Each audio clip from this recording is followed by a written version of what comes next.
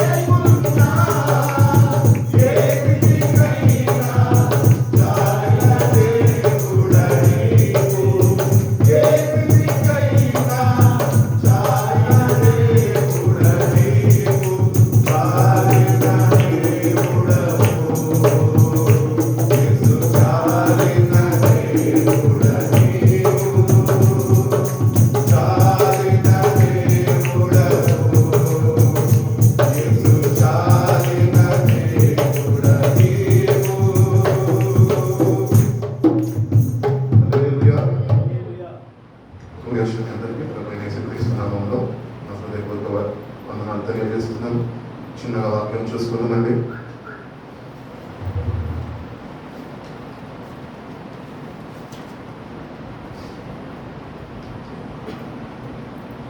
మత్తయి సువార్త 22వ అధ్యాయం 14వ వాక్యం ఒకసారి చదువుకుందాం.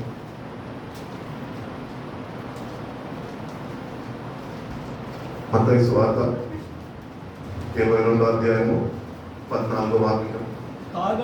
కాగా పిలువబడ్డవారు అనేకులు, ఏర్పరచబడినవారు కొందరే అని చెప్పాను.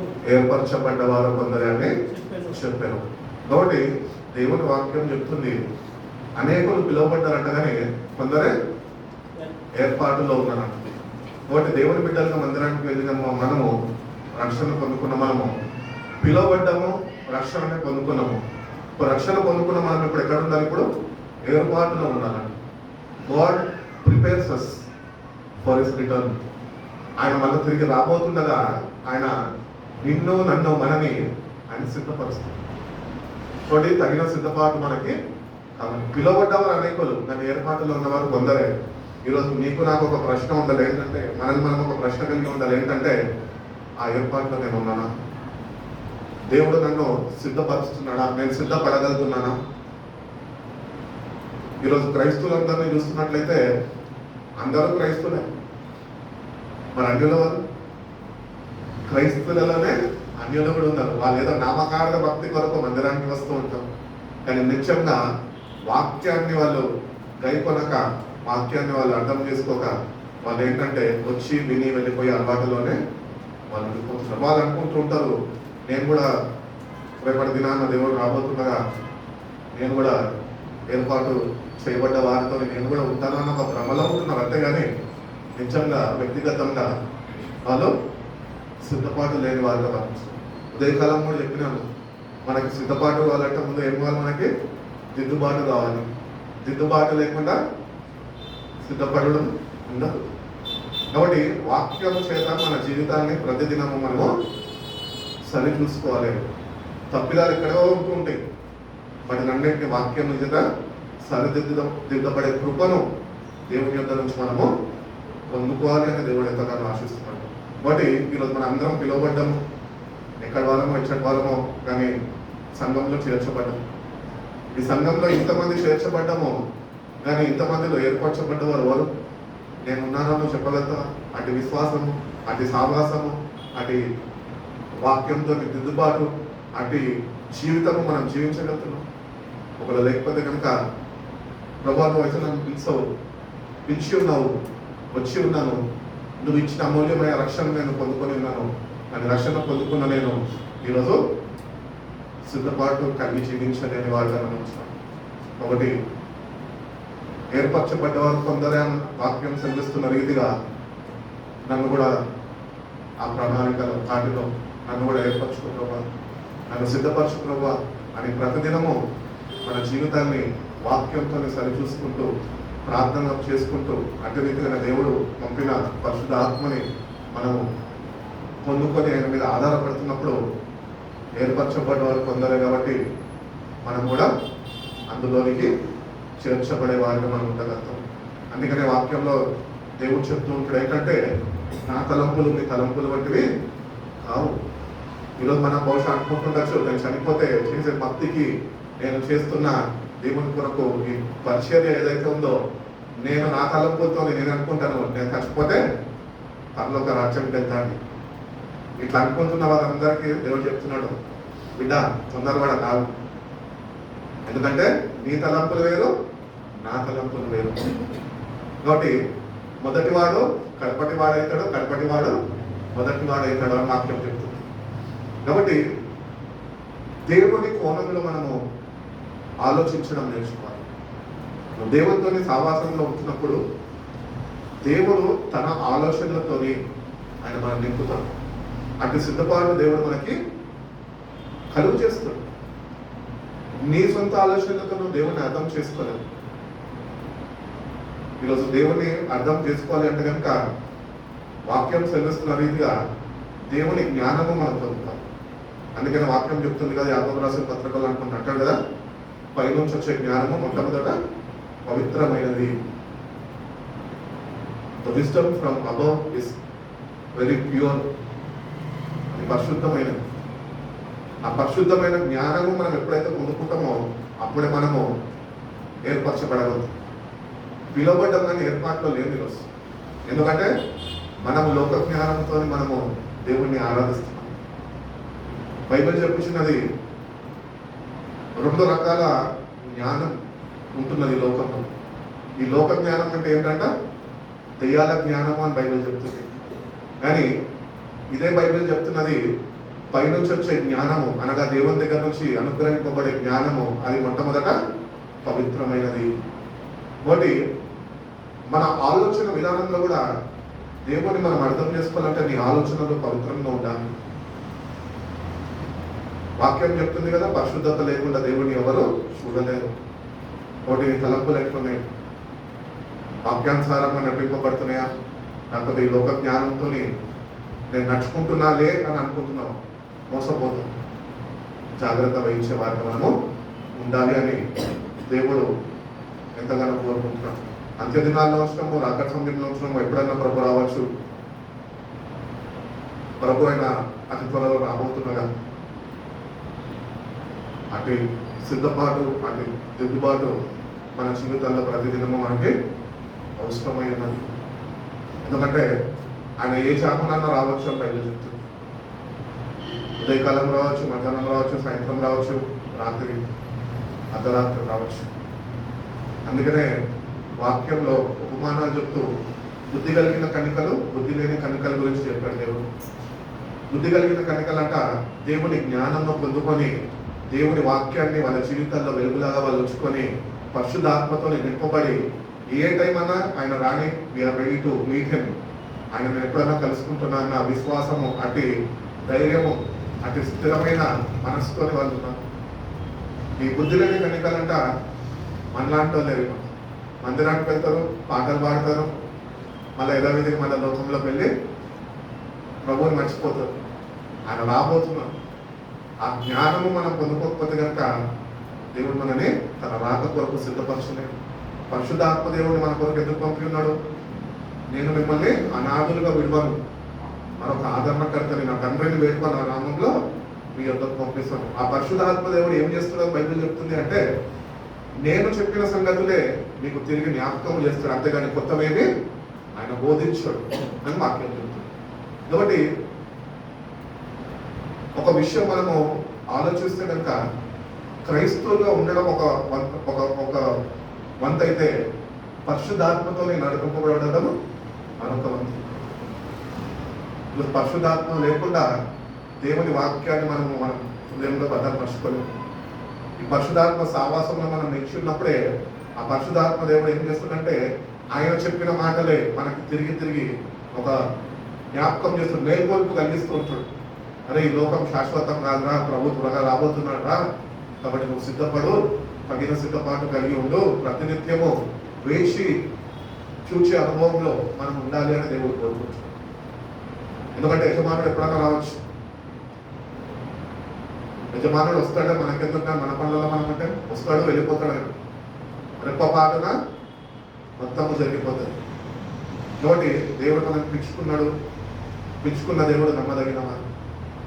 బైబిల్ చెప్తుంది కదా, మీరు నమ్మదగిన వారు కానప్పటికీ నేను నమ్మదగిన వాడును. The one who called you is faithful. నువ్వు నమ్మకముగా పిలిచిన వాటిని వెంబడిస్తే, నమ్మకత్వాన్ని నువ్వు కనపరిస్తే ఆయన తప్పక నీకు ఇవ్వాల్సిన రాజ్యము దేవుడు నీకు ఇస్తాడో లేక చేస్తాడు. కాబట్టి దేవుడి దగ్గరకు వచ్చిన మనము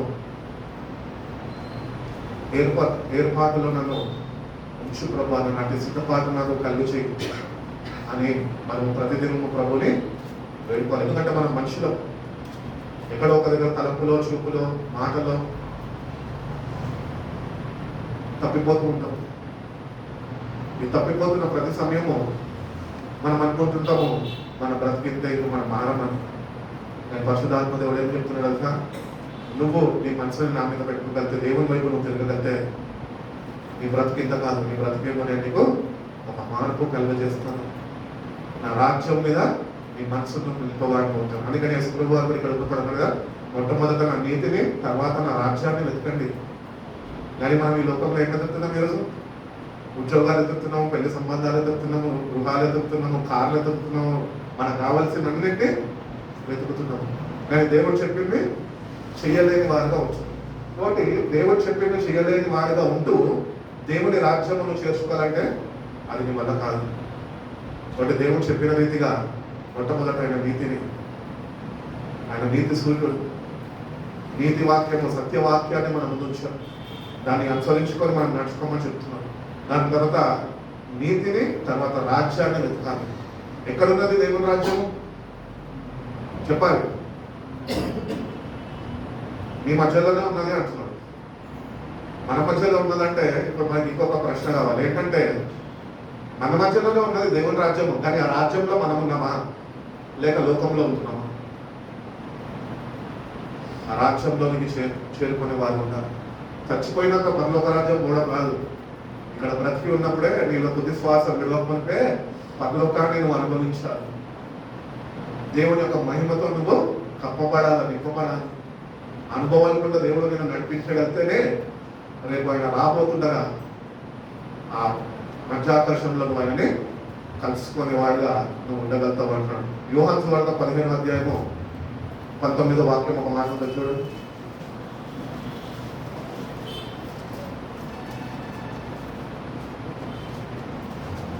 15:19.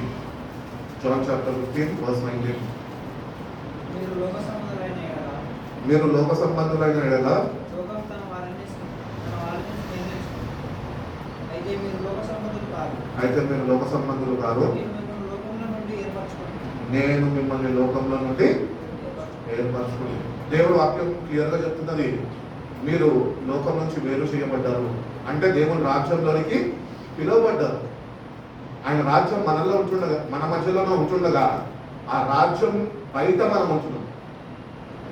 బయట ఉంటున్న మనం ఈరోజు ఏం చేయాలంటే ఒక గ్రహింపు కలిగి ఆ రాజ్యంలోనికి మనం అడుగేయాలి. అడుగేసి లోకాన్ని విసర్జించాలి. బైబిల్ చెప్తుంది కదా, లోకము దాని ఆశలు గతించిపోతే కానీ దేవుని చిత్తము నెరవేర్చేవాడు నిరంతరము నిల్చును. అనగా తప్పక దేవుడు ఇచ్చిన రక్షణను పొందుకుంటావు. ఎప్పుడు లోకాశలు నీలో చనిపోవాలి. లోకంలో ఏమున్నాయంట చెప్పాలి? శరీరాశ, నేత్రాశ, జీవపు డబ్బము. అవి తండ్రి వలన కలిగినవి కావు. మరి అవి ఆయన వల్ల కలిగినవి కానప్పుడు అవి మనలో ఎందుకు ఉంటున్నాయి? అవి మనలో ఉంటుంటే మనం ఎవరము? లోకస్తులం. అవి ఆయన వల్ల కలిగినవి కాదు కాబట్టి మనకు వాటితోని ఏ సంబంధం ఉండద్దు. మనం ఎక్కడ ఉండాలంటే ఆయన పిలిచిన రాజ్యంలో ఉండాలి. అందుకనే పత్రికల్లో భక్తుడైన పౌలు రాస్తూ ఉంటాడు. ఏమని రాస్తూ ఉంటాడంటే, మీరు క్రీస్తుతో కూడా లేపబడిన వారైతే మీరు పైన ఉన్న వాటినే వెతకండి. మీరు నిజంగా మనము దేవుని బిడ్డలను పిలవబడుతున్నాము, సంఘానికి నడిపింపబడుతున్నాము, కానీ ఆయన రాజ్యాన్ని అనుభవించలేని వారిగా మనం ఉంచుతాం. నిజంగా నువ్వు పైన ఉండే వాటిని వెతికేవాడిగా ఉంటున్నావు. పైన ఏముంది? తండ్రి యొక్క కుడిపార్శ్వన కుమార్తె కూర్చొని నా నిమిత్తం ఆయన విజ్ఞాపన చేస్తున్నాడు. విజ్ఞాపనకర్తగా ఆయన కూర్చోడు. కాబట్టి ఈ లోకంలో కొద్ది కాలము యాత్రని మనం కొనసాగిస్తాం.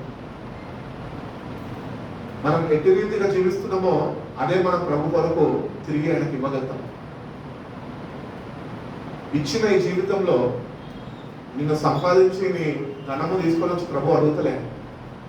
కానీ ఇచ్చిన జీవితంలో నువ్వు దాన్ని ఎట్టి రీతిగా నడిపించుకున్నావు, ఎట్టి రీతిగా మార్పు చెందినావు, ఎట్టి రీతిగా నువ్వు రూపాంతర అనుభవంలోనికి నడిపింపబడ్డావు అని ఒకటే దేవుని దగ్గర నుంచి మన దగ్గర నుంచి ఆశిస్తుంది. కాబట్టి ఈ లోకం నుంచి మనము వేరు చేయబడ్డాం. ఒకవేళ నువ్వు లోకంలో ఉంటే లోకం ఏం చేస్తుంది తెలుసా? నిన్ను దాని సొత్తుగా అది ఆడుకుంటుంది, వాడుకుంటుంది. బైబిల్ చెప్తుంది కదా, మీరు మీ సొత్తు కాదు, మీరు విలువ పెట్టి కొనబడ్డవారు, మీరు నా సొత్తు అంటున్నాడు. ఇప్పుడు ప్రభుకి నువ్వు కావాలి, లోకంకి కూడా నువ్వు కావాలి. ఇప్పుడు న్యాయం చెప్తాం. ఇక్కడ ఏం లేదు, సగం సగం నరికేసి ఆయనకి సగం ఈయనకి సగం ఇచ్చేద్దామా? లేకపోతే ఒక్కరికి అప్పగించేసుకుందామా? సంపూర్ణంగా ఒకరికి అప్పగించాలి. అది ప్రభుకి నువ్వు అప్పగిస్తాక నువ్వు పొందుకున్న రక్షణలో నువ్వు ముందుకు కొనసాగవచ్చు. వేర్పరచబడిన వారిలో ఒకరిగా ఒక గుర్తింపు పొందుకుంటాం. ఎందుకంటే మనం ఎప్పుడైతే బాప్తిజం తీసుకున్నామో అప్పుడే ప్రభుని సొంత రక్షకుడిగా మనం అంగీకరించినాక వాక్యం చెప్తున్న రీతిగా ఏంటంటే ఆ ప్రభు రాబోతున్న దినం కొరకు మిమ్మల్ని ఆయన పరిశుద్ధాత్మతో ముందుగానే ముద్రించి ఉన్నాం. ఇప్పుడు పరిశుద్ధాత్మ దేవుడిని మనం పొందుకోవడానికి ప్రార్థన చేస్తుంటాం, ప్రభాని ఆత్మతో నింపుకోవాలి, ఆత్మతో నింపబడాలి, కరెక్టే. కానీ బైబిల్ ప్రకారం మనం చూసుకున్నట్లయితే you are already sealed with the Holy spirit.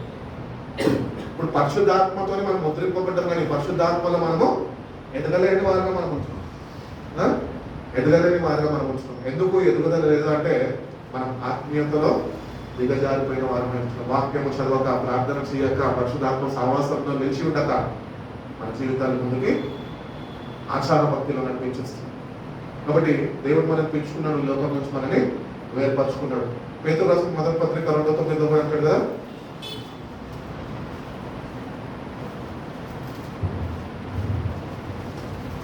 మీరు చదవాలి. అయితే మీరు చీకటిలో నుండి ఆశ్చర్యకరమైన తన వెలుగులోనికి మిమ్మల్ని పిలిచిన వాడిని గుణాతిశయములను ప్రచుర చేయ నిమిత్తము ఏర్పరచబడిన వంశమును రాజులైన యాజక సమూహమును పరిశుద్ధ జనమును దేవుని సొత్తైన ప్రజలై ఉన్నారు. ఒకప్పుడు ప్రజగా ఉండగా ఇప్పుడు దేవుని ప్రజలైతే. ఇక్కడ ఎంతమంది నిజంగా దేవుని ప్రజలయ్యారు? బహుశా చెప్పచ్చు మన అందరం దేవుని ప్రజలే కదా అని. కాదు. ఇప్పుడు నువ్వు దేవుని ప్రజలుగా, దేవుని బిడ్డగా నువ్వు జీవించగలుగుతున్నావు. దేవుని కొరకు జీవించాలి. ఆయన నేను ముందుగానే ఏర్పరచుకున్నాడు, పరిశుద్ధ జనాంగంగా మనని తెలుసుకున్నాడు. కానీ మనలో ఏమాత్రమో పరిశుద్ధత లేదు. ఎందుకంటే ప్రభుత్వం సావాసం లేదు కాబట్టి. ఆ ప్రభుత్వం సావాసంలో ముందుకు కొనసాగింపబడుతుంటే నీలో ఉంటున్న పాపము నీలో తరిగిపోయి దేవుడు అనుగ్రహిస్తున్న పరిశుద్ధతను పొందుకొని కృపలో దేవుడిస్తాడు. ఈరోజు సావాసం సరిలేకనే అటు పరిశుద్ధంగా జీవించలేకపోతున్నామో, వీటేమో పాపంలో కొట్టుమిట్టాడు. కాబట్టి ముందుగానే దేవుడు మనం ఏర్పరచుకున్నాడు. కాబట్టి ఏర్పాటులో ఉన్నామా అటు రీతిగా మన బ్రతుకులని మనము సరి చూసుకొని జాగ్రత్త వహించగలుగుతున్నాము. బైబిల్ చెప్పుచున్నది ఎవరి రక్షణ నాదే. నీ తల్లి అడ్డు రాదు, నీ తండ్రి అడ్డు రాదు, నీ రక్షణ నువ్వే.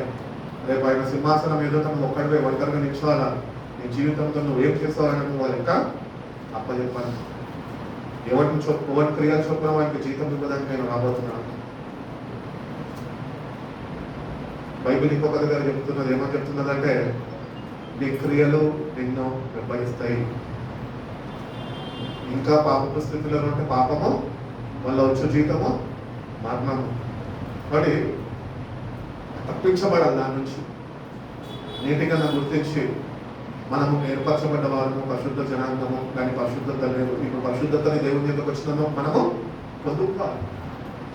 ప్రభావాలు ఉంటున్న పాపాన్ని తొలగించి నీలో ఉంటున్న పరిశుద్ధతను నాకు అనుగ్రహించు, లేదా తెలిసి అని ప్రాధాన్యపడాలి దేవుని దగ్గర. ఆయన కాల్చిన రక్తము చేత నేను కడగాల, వాక్యము చేత ఉత్క స్నానం చేయబడాలి, నీ బ్రతుకు మార్చబడాలి, నీ ఆలోచన విధానం మార్చబడాలి, నీ మాట, నీ చూపు, నీ తలంపుల విధానము మార్పు చెందాలి. మార్పు చెందినప్పుడే దేవుడు కోరుకుంటున్న ప్రజలుగా మనము ఒక గుర్తింపుని పొందుకోగలుగుతాము అని దేవుడు తెలియజేస్తున్నాడు. ఇంకొక దగ్గర మనం చూసుకున్నట్లయితే కనుక మత్తయి సువార్త 7వ అధ్యాయము 13-14 వాక్యాలు చూసుకొని మనం ముందుకు. ఇరుకు ద్వారమున ప్రవేశించుడి, నాశనముకు పోవు ద్వారము వెడల్పును ఆ దారి విశాలమై ఉన్నది, దాని ద్వారా ప్రవేశించువారు అనేకులు. జీవమునకు పోవు ద్వారము ఇరుకు, ఆ దారి సంకుచితమునై ఉన్నది. దాన్ని కనుగొని వారు కొందరే. దాన్ని కనుగొన్న వారు కొందరే. అందరు క్రైస్తవులు ఎరుకైన మార్గంలో నడిపింపబడలేదు. దాన్ని కనుగొనలేదు అని చెప్తున్నాడు. ఎవరు తెలుసా? అన్యులు కాదు, క్రైస్తవులే. ఎందుకంటే క్రైస్తవులకు ఏం కావాలి? వాక్య ప్రకారం పాస్టర్ గారి దగ్గరికి వెళ్ళి, సేవకుల దగ్గరికి వెళ్ళి, అయ్యగారు నా గురించి మీరు ప్రార్థన చేయండి, దేవుడు మమ్మల్ని ఆశీర్వదించాలి, మేము ఒక అభివృద్ధి చెందాలి, మేము ఒక సొంత గృహము కొనుక్కోవాలి, మా బిడ్డ పెళ్లి చేయాలా, ఘనంగా నేను చేసుకోవాలి అని ఈ లోకపరమైన ఆశీర్వాదాలే దేవుడిని మనం అడుగుతాం. కాబట్టి ఈ లోకం వైపు నీ మనసు ఉన్నప్పుడు ఈ లోకం ఏం చేస్తుంది అంటే విశాలమైన మార్గంలోనికి నిన్ను నడిపిస్తుంది. ఆ విశాలమైన మార్గంలో మనం నడుచుకునే ప్రమాదంలో మనం ఉంటే కనుక ఈ ఇరుకైన మార్గంని మనము గుర్తించలేని వారుగా, లేకపోతే దాన్ని గైకొనలేని వారుగా మనం ఉంటుంటాం. కానీ కొందరే దాన్ని గుర్తించగలుగుతారంట. క్రీస్తు కొరకు ఈ లోకంలో శ్రమపడిన వారు. ఈరోజు ఎంతోమంది ఈరోజు ఈ పరిశుద్ధ వాక్యము మన చేతుల్లో ఉంటున్నది అంటే ఎంతోమంది వాళ్ళ ప్రాణాలని దారపోసం ప్రభు కొరకు నిలబడ్డారు. సత్యము కొరకు వాళ్ళు ప్రాణాలు కూడా ఇవ్వడానికి ఎంత చేయలేదు. వాళ్ళు ఇరుకైన మార్గంలో వాళ్ళు నడుచుకున్నారు, మార్గాన్ని వాళ్ళు గైకొన్నారు. ఈ లోకం ఏముంది? కొద్ది కాలమే. మహా అంటే మనిషి వయసు ఎంత? 80. అధిక బలం అంటే 70, 80. దాని తర్వాత అంతా ఆయాసము, దుఃఖమే. వాళ్ళు గుర్తించారు ఈ లోకము శాశ్వతం కాదు. మన కొరకు అంటూ దేవుడు ఒక పట్టణాన్ని ఆయన సిద్ధపరుస్తున్నాడు. కాబట్టి ఇక్కడ నుండి లోక సుఖభోగాల కన్నా ఈ లోకంలో ప్రభు కొరకు కొద్ది కాలం శ్రమ పడితే నిత్యము నేను ప్రభుత్వం ఆయన రాజ్యంలోనికి నేను చేర్చబడే వాడిగా నేను ఉంటాను అని ఆ గ్రహింపు కలిగి వాళ్ళు లోకాన్ని వాళ్ళు ఎంచుకోక, లోకంని వాళ్ళు ప్రేమించక, వాళ్ళు ప్రభుని సత్యాన్ని అనుసరించుకొని నడుచుకొని వాళ్ళు ప్రాణాలు దారపోసి దేవుని రాజ్యానికి వారసులుగా వాళ్ళు మార్చబడ్డారు. కాబట్టి ఈ లోకము దాని నాశనాలు గతించిపోతాయి. ఈ లోకము కొద్ది కాలమే. ఈ కొద్ది కాలమై లోకమని మనకు తెలిసి కూడా మనం ఎంతకాలం ఉంటాం ఈ లోకంలో మనకు తెలియదు. అన్నిటికీ గ్యారంటీ ఉంది. అవునా? నీకు గ్యారంటీ ఉందా? నువ్వు ప్రభులో ఉంటే నీకు గ్యారంటీ ఉంటుంది. ఆ ధైర్యం, ఆ విశ్వాసం, ఆ శుభప్రదమైన నిరీక్షణ కలిగి ఉంటాడు. నువ్వు ప్రభులో లేకపోతే కనుక ఏమో అంటే గ్యారంటీ ఏదో ఉన్నట్టే ఉంటుంది. కాబట్టి క్రీస్తు నందు ఉన్నవాడు నూతన సృష్టి అని వాక్యం. కాబట్టి ప్రతిదినము దేవుని సన్నిధికి వెళ్తున్న మనము వాక్యం చేత మార్పు కలిగించమని దేవుని అడగాలి. ఆ ఇరుకైన మార్గంలో నేను నడిపింపబడాలి ప్రభా, ఆ మార్గంని నేను గైకొని దానిలో నడుచుకోవాలి ప్రభా అని ప్రతిదినము దేవుడిని అడగాలి. అంతేగాని ఉద్యోగాలు ఇస్తున్నాడు దేవుడు, లక్షల లక్షల జీతాలు వస్తున్నాయి అని చెప్పి లోకంలో రహదారిలో వెడల్పు మార్గంలో పడిపోయడం అనుకో, నీకు వద్దు, నీకు అవసరం లేని కూడా ఈ లోకం నేను కొనగిస్తుంది. ఆ సుఖభోగాల్లో నేను ముచ్చివేస్తుంది. ఆ మునిగిపోయిన నువ్వు అట్టి రీతిగా నరకానికి చేరువైపోతావు. ఒకటి సుఖాన్ని కోరుకోదు. చిన్న బెస్ట్ ఎగ్జాంపుల్ చెప్పాలంటే ప్రభు భూమి మీదకి వచ్చాడు. 30 సంవత్సరాలు తల్లిదండ్రుల దగ్గర ఉండి ఆయన పరిశీలన చేశాడు. 3.5 సంవత్సరము దేవుని రాజ్య సువార్తని ఆయన ప్రకటించున్నాడు. ఎక్కడైనా సుఖపడినట్టు బైబిల్లో ఉందా? మరి సుఖభోగాల్ని ఆయన దూరపరుచుకున్నాడే. కానీ ఈరోజు క్రైస్తవుల్లో మనం ఎంత సుఖాన్ని ప్రేమిస్తున్నాం చూడండి. అందుకని బైబిల్ చెప్తున్నది అంత్యదినంలో అపాయకరమైన కాలం రాబోతుంది. మనుషులు స్వార్థప్రియులు, బింకంలాడువారు, దేవుడి కన్నా ఎక్కువగా సుఖభోగాన్ని ప్రేమించేవారు. దేవుడిని ప్రేమించే వీళ్ళు, వాళ్ళకి కావాల్సింది లైఫ్ మంచిగా ఉండాలా, లగ్జరీ ఉండాలా, సోఫా సెట్ ఉండాలా, మంచి కారు ఉండాలా, ఈ లోకంలోనే ఉంటారు వాళ్ళు. సో ఒకసారి లోకము దాన్ని సుఖభోగానికి మనం అలవాటు పడిపోతే కనుక ప్రభు మన కొరకు ఏ మార్గం అయితే చూపించాడో, ఎక్కైన మార్గం, దాన్ని మనము గైకొనలేము. కాబట్టి దారి ఎంత దూరమైన, మార్గం ఎంత కష్టమైన ముందుకే సాగేది దేశంతో నడిచడం, వెనక్కి తిరిగి చూడకుండా ఉండాలి. ఎందుకంటే దేవుడి వాక్య ప్రకారం తన బిడ్డలకి ఏ మార్గమైన సిద్ధపరిచేట ఇరుకైన మార్గం. ఇరుకైన మార్గంలో కష్టాలు వస్తాయి, శోధనలు వస్తాయి, అపాయాలు వస్తాయి. కానీ ప్రభు నీతో నాకు అన్ని నచ్చదో ఆయన నీతో ఉంటాడు. నీకు ఒక పాఠం నేర్పించుకుంటూ ఆయన నడిపిస్తాడు. ఆయన నీ కొరకు సిద్ధపరిచిన గమనిస్తానికి ఆయన చేరుస్తాడు. ఆయన చేర్చడానికి మనను ఈ లోకంలో కొద్ది కాలము ఆయన పరీక్షిస్తుండగా ఆ పరీక్షలున్నని మనము సరైన రీతిలో మనము నేర్చుకుంటూ అట్టి రీతిగా ఎరుకైన మార్గంలో నడవగలుగుతున్నాము. భక్తుడైన పౌలు చెప్తూ ఉంటాడు, మీరు క్రీస్తు యొక్క శ్రమలలో పాలుభాగస్తులు అవ్వాలి అంటున్నాడు. ఎవరు పడతారండి క్రీస్తు అనే శ్రమలు లోకంలో? మనం పడలేము. కానీ you have to share the sufferings of Christ అని బైబిల్ చెప్తుంది. యేసు ప్రభు వారు కూడా భూమి మీద ఉన్నప్పుడు ఆయన దినమంతా సువార్త ప్రారంభించినాక ఆయన దినమంతా రోగుల్ని స్వస్థపరచాడు, దేవుని రాజ్యాన్ని ప్రకటించాడు, బోధించాడు. కానీ రాత్రి అంతా ఆయన వెళ్ళేది నీలాగా నాలాగా మంచిగా పట్టుకొని ఫ్యాన్ వేసుకొని ఆయన కొండల మీదకి పోయి ఏకాంతంగా తండ్రితోనే ప్రార్థన గడిపినాడు. ఇది లోకంలో ఉన్న సుఖభోగాలు విడిచిపెట్టడం అంటే. మనం కడుపు నిండా తింటాము, శుభ్రంగా పండుతాము, చిన్న ప్రార్థన చేసుకుంటాం. ఏమని చేసుకుంటాం? ప్రభా వందనాలయ్యా, చక్కగా బిర్యానీ ఇచ్చావు, తిన్నాను, మంచిగా ఆవలింతలు వస్తున్నాయి, నిద్రపోతున్నాను, నన్ను జ్ఞాపకం చేసుకొని మరొక దినం చూసి కృపలు నాకు దయచేయి అని చెప్పి శుభ్రంగా పడుకుంటాం. మరి ఆయన కొరకు ఎప్పుడు శ్రమ పడతాం? పడు, ఉపవాసం ఉండు, దేవుని సన్నిధిలో వేక్ష ప్రార్థన చేయి, ప్రార్థన ఆత్మను.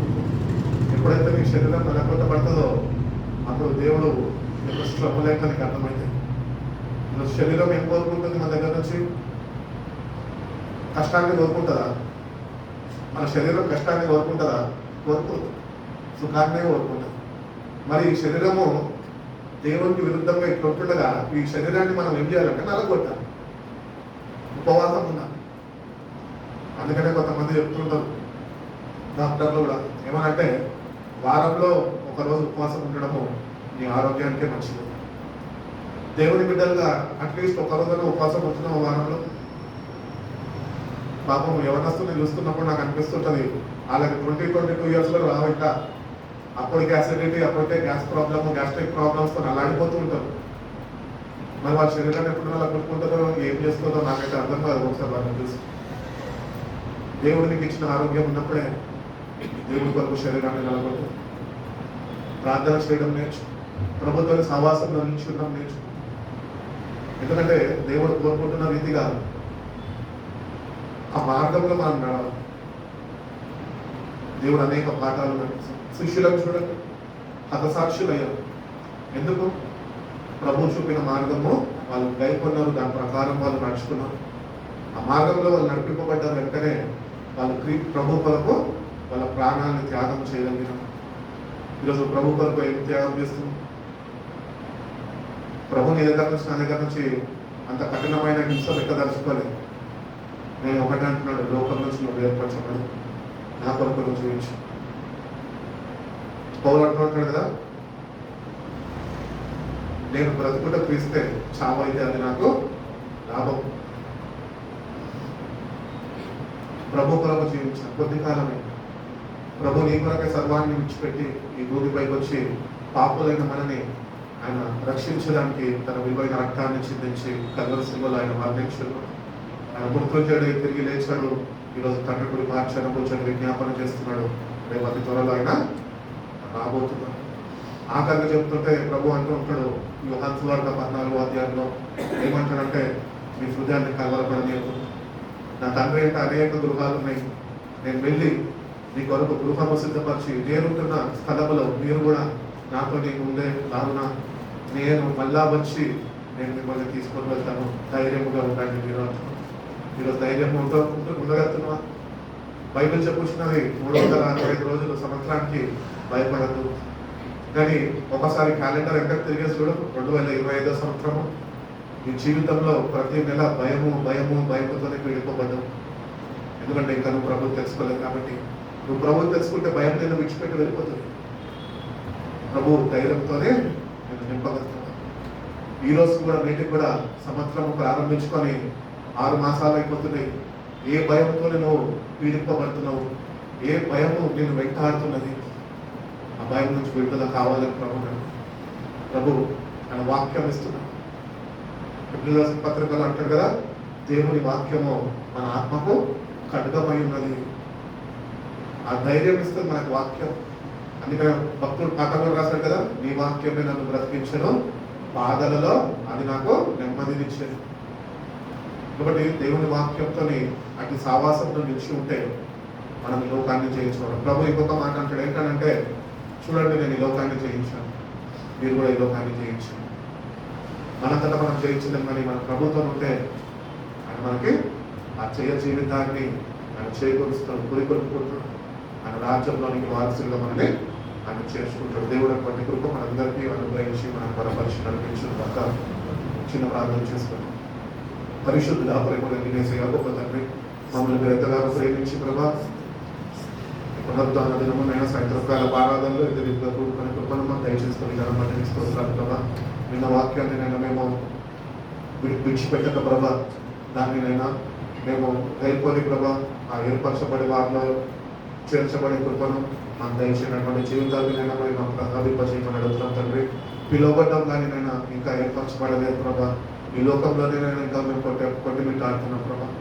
మమ్మల్ని మీరు సిద్ధపరచండి, ఈ రాజ్యానికి వారసులుగా మమ్మల్ని మీరు పిలుచుకున్నాం ప్రభా. ఆ రాజ్యానికి తగిన జీవితాలు కూడా మీరు మాకు అనుగ్రహించండి, మీరే మమ్మల్ని బలపరచండి. ఈ లోకము దాని ఆశలు గతించిపోతాయి, అయినప్పటికీ ప్రభా మేము ఈ లోకంలో పడి ఇంకా కొట్టుమిట్టాడుతున్నామయ్యా. మమ్మల్ని దయతో క్షమించండి. మీ వాక్యము చేత, మీ పరిశుద్ధాత్మ సహాయం చేత నేను ఈ లోకం నుంచి నేను ఏర్పరచబడి ప్రభా నీ కొరకునైనా ఒక ప్రత్యేకమైన జీవితం జీవించుకునే కృపను మా ప్రతి ఒక్కరికి నిర్ణయించండి. అతి త్వరలో రాబోతున్నది ప్రభా, నీ రాబడి కొరకునైనా తగిన సిద్ధపాటు మాకు అనుగ్రహించండి. మీ యొక్క మా గృహాలు సిద్ధపరుస్తున్నదా ప్రభా, ఇక్కడ ఉంటున్న మేమునైనా తగిన సిద్ధపాటు కలిగిన వారమై ప్రతిదినము వాక్యము చేత పోషింపబడుతున్న, వాక్యము చేత సరిదిద్దబడుతున్న, ఉత్త స్నానం చేయబడుతున్నదా మీ రాక కొరకునైనా వేచి చూసే కృపను అటువంటి వాక్యాన్ని మా ప్రతి ఒక్కరికి మీరు దయచేయండి. వాక్యాన్ని నేను కట్టి ఫలింపజేయండి. వచ్చిన ప్రతి ఒక్క బిడ్డను మీరు దీవించండి, ఆశ్రయించండి. దుష్టుడి యొక్క గంట నుంచి బిడ్డను మీరు తప్పించండి అయ్యా. మీ పరిశుద్ధాత్మతో బలపరిచి, క్రీస్తు అనే బండ మీద స్థిరపరిచి ప్రభావ పరిశుద్ధ రాకడ కొరకు తగిన సిద్ధపాటు బిడ్డను మీరు అనుగ్రహించి మా జీవితాల ద్వారా నేను మీరే ఘనతమైన ప్రభావాలు పొందుకుంటున్నామని, మీ చేతులెత్తి బిడ్డలు మీరు ఆశీర్వదించి రెక్కల మీద భద్రపరిచి కాసి కాపాడుకుంటున్నామని యేసయ్య పరిశుద్ధ నామంలో ఈ ప్రాంతాన్ని అడిగి వెళ్ళి పరమ తండ్రి. ఆమేన్. చిన్న పాట పాడుతున్నాం.